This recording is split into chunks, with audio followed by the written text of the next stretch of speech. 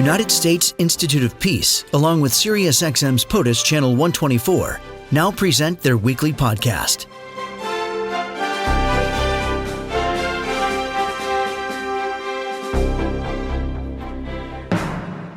Joined now by Don Jensen, the U.S. Institutes of Peace. He's a Russia and Europe senior advisor. Thank you for joining me, Don. Thank you. Good morning and happy holidays. Oh, happy holidays, Merry Christmas, happy Hanukkah, all of the things. Maybe we'll throw in a little Festivus this week as well. Putin has been certainly addressing his own challenges with some spin. The Russian army at the moment is largely conscripts. They've had to hire folks from North Korea to come in. Many generals lost in this war, yet he continues. What is his incentive to continue the war in Ukraine when it is costing him so much domestically and globally? That is the core question. His basic incentive is to stay in power, and secondly, to make Russia a superpower, which it thinks, a status it thinks has been snatched and stolen away from Russia by the West. And he is going to do anything he can to win, anything he can to achieve those goals. So when people talk in Italy or Brussels, wherever, about negotiations, we have to understand that Putin thinks of negotiations, as many Russians do, in a very different way than we do in the West. This is what they call disinformation. This is an opportunity for the Kremlin to maneuver Western public opinion to undercut the support that's been very impressive for Ukraine. So again, when you talk about negotiations and Putin gives mixed messages on it, this is not the way we think about those same processes. And we have to keep that in mind because it's very dangerous.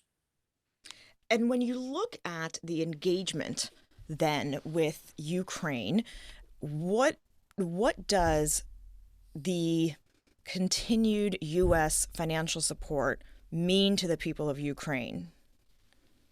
Oh, it means a huge amount.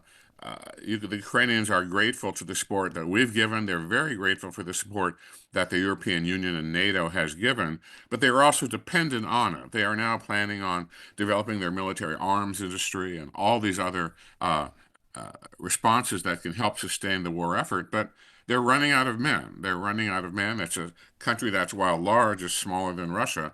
And a central issue now on the Ukrainian scene is, do we mobilize more young men to fight the war? And they're talking about lowering the age boundary to 18 and so forth. But this is a very politically loaded question because the Ukrainians have suffered so much. So Ukraine is going to go forward. And frankly, my own view, knowing a lot of Ukrainian officials, is that the people are going to fight no matter what the West does. And they're going to fight, whether it's guerrilla warfare, they're going to fight. Frankly, Zelensky has even talked about developing their own nuclear force. So we should not think, I firmly believe, that the war is anything close to being settled. It might just evolve into different phases. And I think that's the way we're really going to be headed the next year or two.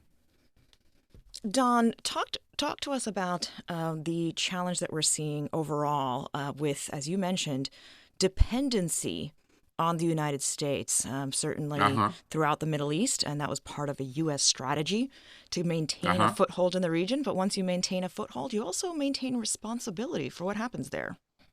You do. And I think the events beginning with Afghanistan at the waning months of the Trump administration, and especially under Biden, and all these other crises you correctly mentioned, are now piling up, whether it's Israel and Gaza, whether it's Iran.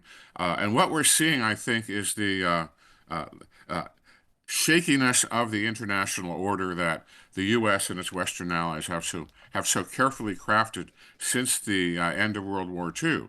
The Russians, the Chinese routinely attack the so-called rules-based international order, and when you chip away at it, wherever it might be, in South Asia or in Vietnam or in the Middle East, you're chipping away at that edifice, and there's really nothing to replace it. It's the alternative to what we have, flawed as it is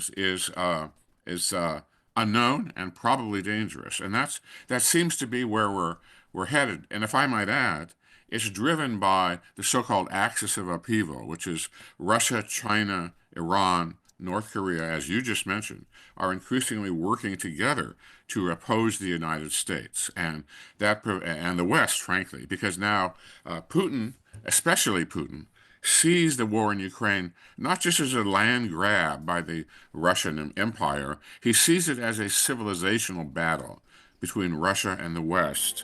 And he openly talks about destroying human rights wherever wherever they occupy. And this is really a civilizational battle that far transcends really what's going on in Donbass or Kyiv or any place else in those war stories we see every day, tragic as they may be.